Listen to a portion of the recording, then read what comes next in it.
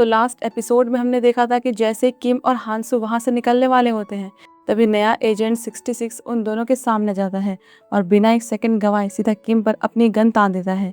लेकिन गोली चलने से पहले की कहानी हमें कई साल पीछे ले जाती है। यहाँ हमें साल 1997 का नॉर्थ कोरिया दिखाया जाता है। मेजर रियुंग एक अनाथालय में जाता है और वहाँ मौजूद बच्चों से कहता है कि अगर वो मजबूत और काबिल साबित हुए तो उन्हें रिपब्लिक एथलेटिक कॉर्प्स यानी कि देश की सबसे खतरनाक स्पेशल ऑपरेशन यूनिट का हिस्सा बनने का मौका मिलेगा। तब एक छोटा बच्चा मासूमियत से पूछता है कि अगर मैं मेंबर बन गया तो क्या मुझे पेट भर खाना मिलेगा। मेजर मुस्कुराकर हाँ कह देता है। बस इतना सुनते ही सारे बच्चे आगे आ जाते हैं, क्योंकि उनके लिए देश की सेवा से पहले भूख मिटाना ज्यादा जरूरी था। लेकिन अगले ही पल शुरू होता है एक ऐसा खेल जिसे देखकर किसी की भी रूह कांप जाए। उन मासूम बच्चों को एक दूसरे से लड़ाया जाता है और साफ कह दिया जाता है कि जो जीतेगा वही इस यूनिट का हिस्सा बनेगा। यानी शुरुआत से ही उन इंसान ने ही एक हथियार बनाया जा रहा था। आखिर में सिर्फ एक लड़का सबको हरा कर खड़ा रह जाता है। उसका नाम था पाक यंग। लेकिन तभी एक बुरी तरह घायल बच्चा उसका पैर पकड़ लेता है। वो हार मानने के लिए तैयार नहीं था। उसकी ये जिद और हिम्मत देकर मेजर से भी चुन लेता है और यही बच्चा आगे चलकर एजेंट किम यानी कि पुराना कोड 66 बनने वाला है। इसके बाद सभी चुने हुए बच्चों को स्पेशल ऑपरेशन यूनिट का ऑफिशियल मेंबर बना दिया जाता है। उनका मिशन भी उतना ही खतरनाक था, साउथ कोरिया में घुसपैठ करना और वहाँ के बड़े अधिकारियों को खत्म करके वापस आना। अब इसके बाद शुरू होती है उनकी असली ट्रेनिंग, जो किसी नर्क से कम नहीं थी। उन्हें टॉर्चर चैम्बर में ले जाकर घंटों तक दर्द दिया जाता था, ताकि किसी भी हालत में उनका शरीर और दिमाग नहीं टूटे। अगर कभी दुश्मन पकड़ भी ले तो वो अपनी पहचान या कोई राज कभी बाहर ना निकाले। यहाँ उनकी पहचान उनके नाम नहीं बल्कि सिर्फ कोड नंबर्स थे। इंसानियत उनसे पहले ही छीन ली गई थी। पूरी ट्रेनिंग के दौरान कोड 66 सबसे अच्छा परफॉर्म करता है। मेजर भी हर बार उसकी तारीफ करता रहता है। लेकिन यही बात कोड 73 को बिल्कुल पसंद नहीं आती, क्योंकि हर मुकाबले में उसे 66 से हार का सामना करना पड़ता था। इस वजह से उनकी अक्सर लड़ाई भी हुआ करती थी। इसके बाद ट्रेनिंग और भी ज़्यादा खतरनाक हो जाती है। कई बार सैनिक खुद ही उन बच्चों को मारने की कोशिश करते थे। जो बच आते थे वही आगे बढ़ते थे, और जबकि बाकी लोगों को बिना किसी रहम के खत्म कर दिया जाता था। यहाँ तक कि गन ट्रेनिंग भी असली इंसानों पर करवाई जाती थी। यानी उन्हें बचपन से ही एक निर्दयी किलिंग मशीन बनाया जा रहा था। और फिर एंड में कोड 66, 73 और बाकी जो चुनिंदा बचते हैं उन्हें एक जॉइंट ऑपरेशन के लिए साउथ कोरिया की गैंगवॉन प्रोविंस पर भेजा जाता है। रात के अंधेरे में वो चुपके से वहां घुस जाते हैं, लेकिन वहां जाकर पता चलता है कि उनके लिए जाल बिछाया गया था, जिसे सैनिक समझकर उन्होंने मारा था। उस पर बम लगा था और फिर एक जोरदार धमाका होता है और इस धमाके में 66 की मौत हो जाती है। मतलब कि जो असली वाला 66 था, यानी कि मेजर ने उसके छोटे भाई से झूठ बोला था कि किम ने उसे मारा, और यहाँ 73 किम था। तब 66 को देखकर 73 याद करता है कि जब उन्हें ट्रेनिंग के लिए ले जाया जा रहा था तो उसने अपने छोटे भाई से प्रॉमिस किया था कि वो वापस ज़रूर आएगा, लेकिन अब उसने अपना प्रॉमिस तोड़ दिया। फिर प्रेजेंट में वही सीन देखते हैं जब 66 का छोटा भाई यानी कि जो अब एजेंट 66 बन चुका था, गैंगसोंग, वो किम पर गन तान देता है। पर ऐसे कैसे वो किम को मार सकता है? किम बहुत आसानी से उसके हाथ से गन गिरा देता है, लेकिन गन उसके पास ही गिरती है। इसलिए वो और हांसू बचने के लिए जल्दी से टेबल के पीछे छुप जाते हैं। फिर जैसे ही गैंगसोंग उन्हें मारने के लिए जाता है कि अचानक से मिस्टर लिम और सॉन्ग वहां जाते हैं, क्योंकि स्कूल से निकलते हुए लिम ने उसे देख लिया था और उसका पीछा करके वो यहाँ तक आ गए।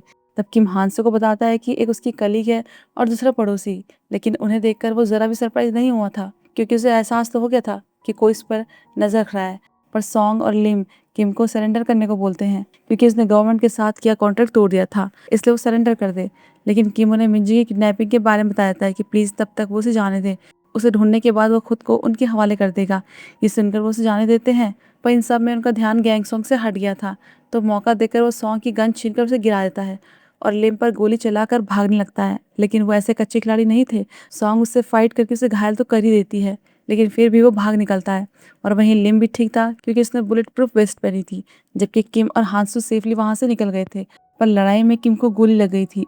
हांसू से हॉस्पिटल चलने को बोलता है, पर वो वहीं रखे ट्रॉमा किट से खुद को ठीक करने की कोशिश करता है, क्योंकि वो हॉस्पिटल जाकर अपना टाइम वेस्ट नहीं कर सकता था। उन्हें जल्दी से जल्दी मिंजी को ढूंढना था। कि तभी जिन भी टैक्सी लेकर उनके पास पहुंच जाता है। हांसू का ध्यान तो पीछे किम पर था, तो उसे गाड़ी से ठोकने वाला ही था, पर एंड टाइम में वो ब्रेक लगा देता है। इससे तो जिन बहुत गुस्सा होता है, उन पर चिल्लाने लगता है, और जब किम की चोट देखता है तो चिल्ला चिल्लाकर उनके कान खराब कर देता है, क्योंकि उनमें वो ही सबसे ज़्यादा अग्रेसिव था। पर फिर कहता है कि चिंता मत करो, अब मैं आ गया हूँ। और वहीं सर्विलेंस टीम उनकी लोकेशन ट्रैक कर रही थी कि वो कहाँ कहाँ जा रहे हैं। यहाँ तक कि उन्हें ये भी पता चल गया था कि अब जिन ने उन्हें ज्वाइन कर लिया है। फिर थोड़ी देर बाद किम और उसकी टीम वासिन स्टेशन पहुंचकर उस बेघर आदमी को ढूंढ लेते हैं, जिसके पास मिंजी का फोन मिला था, पर वो बता नहीं रहता है कि उसे कैसे मिला। तो जिन अपनी टेक्निक यूज करता है उसे डराने लगता है कि इसे यहीं मार के ख़त्म कर देते हैं, पर हांसू कहने लगता है कि नहीं, यहाँ तो सब देख लेंगे, इसलिए वो उसे कहीं किनारे में गली में ले जाने लगते हैं।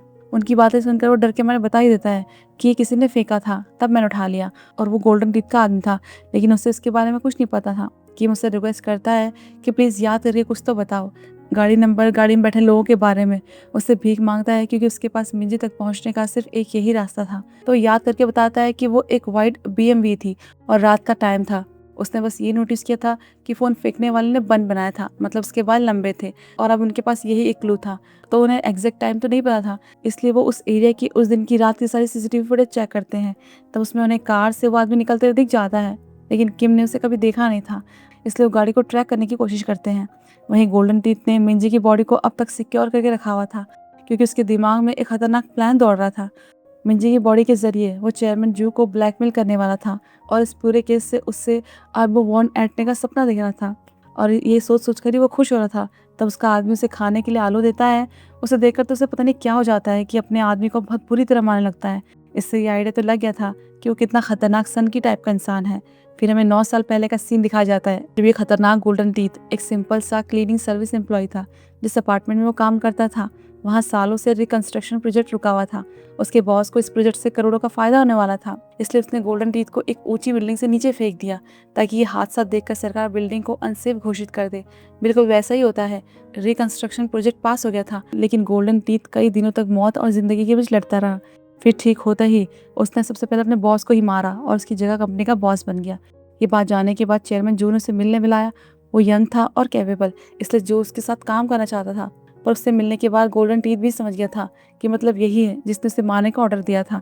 अभी क्या है कि वो नया नया बॉस बना था, उसके अंदर गर्म खून था, तो सीधे जो को मारने की कोशिश करता है, लेकिन उसे ये नहीं पता कि वो क्या चीज़ है। जो उल्टा मार मार के उसकी हालत ख़राब कर देता है, उसके फेस पर चाकू से अटैक भी कर देता है।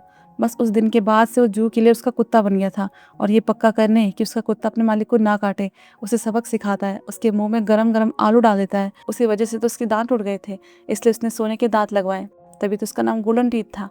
उस दिन के बाद से वो चेयरमैन जू का वफादार आदमी तो बन गया, लेकिन उसके दिल में जू के लिए नफरत कभी खत्म नहीं हुई। बस सही मौके का वो इंतजार कर रहा था। अब ये सब उसके साथ हुआ तो सन की कैसे नहीं होगा। आलू की वजह से उसके साथ इतना बड़ा अन्याय जो हुआ है। इसके बाद वो मिंजी की बॉडी एक वेयरहाउस में ले जाते हैं, लेकिन तब गार्ड उन्हें देख लेता है। फिर क्या था, उसकी भी मौत आई थी, उसे भी मार देते हैं। और वहीं हांसू भी कार की लोकेशन ट्रैक करने ही वाला था कि एक बीच में जाते हुए अचानक से गाड़ी के नीचे बॉम्ब आता है, क्योंकि चोल ने उनके लिए पहले यहाँ ट्रैप बिछाया था। एकदम ब्लास्ट होता है और गाड़ी पलट जाती है, पर अंदर वो सब सेफ थे और सिस्टम भी काम कर रहा था। कि तभी कार की लोकेशन मिल जाती है तो हांसू बाहर निकलता है और चोल से कहने लगता है कि तुमने मेरी गाड़ी की ऐसी हालत कर दी है, मुझे बहुत ही गुस्सा आ रहा है। यहाँ वो उससे बातें कर रहा था, उससे टाइम पास करने की कोशिश कर रहा था कि इतने में मौका देकर किम गाड़ी से निकलता है और चोल की ही गाड़ी में बैठकर निकल जाता है। अब वो तो मिंजी को ढूंढने निकल गया था, जबकि यहाँ ये दोनों फाइट करते हैं और जिन वो मजे से गाड़ी में ही लेटे लेटे फाइट के मजे ले रहा था, जैसे कि कोई एक्शन मूवी चल रही हो। तभी चोल की टीम वहाँ आ जाती है तो हांसू चोल को पानी में धक्का देकर खुद भी कूद जाता है। तो मतलब अब इन्हें जिन संभालेगा। और जबकि वहाँ देखते हैं कि मिंजी अभी भी जिंदा थी, लेकिन उसे मरा हुआ समझकर कोल्ड स्टोरेज में रखा हुआ था, पर वो एकदम ठीक थी। उसे बहुत ठंड लग रही थी, लेकिन समझ नहीं आ रहा था कि वो अभी कहाँ है। इस बीच गोल्डन टीथ नाम को फ़ोन करता है और चेयरमैन जो से बात करने को बोलता है, क्योंकि अब वो अपना असली खेल शुरू करने वाला था। उसे बता देता है कि उसकी बेटी ने किसी की जान ले ली है, तो अगर वो नहीं चाहता कि उसकी बेटी जेल जाए, उसे कहना कि मुझे कॉल करे, क्योंकि वो बॉडी मेरे पास है। और फिर उसे ह्यूरी की वही एडिटेड रिकॉर्डिंग भेजता है।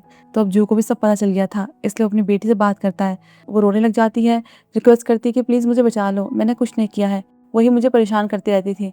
लेकिन जू पहले उसे एक थप्पड़ मारता है कि अगर तुम्हें उसे मारना था तो मुझे बोलती, मैंने तुम्हारे लिए क्या नहीं किया ये भी कर देता, पर तुम मेरे पास क्यों नहीं आई। वो सॉरी बोलती है तो कहता है कि अब ये बड़ी बात नहीं है। पूछता है कि तुमने चेक किया था क्यों मर गई है, पर उसे इस बारे में कोई आइडिया नहीं था। उसने तो बस इतना देखा था कि मिंजी के सर से खून निकल रहा है, पर अपनी बेटी के लिए अब वो कुछ भी कर सकता था।